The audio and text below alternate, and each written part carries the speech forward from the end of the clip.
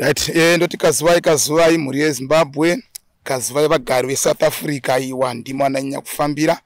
Ndini wenyu Mutumwa Masango ndikuti aiwa mawanirwa nyasha kubva musi wa28 mwedzi watiri uno kusvika musi wa2 June tichange tirimo muSenton muSouth Africa tichiita zviya zvemalock center zviya.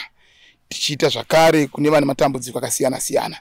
Saka tiri kuti mawanirwa nyasha nemunhu waMwari madzibaba Masango. Saka ndiri kuti vese vane matambudziko aiwa uyai tisangane paSenton apo tichange tichiita ma1 on 1 paSenton.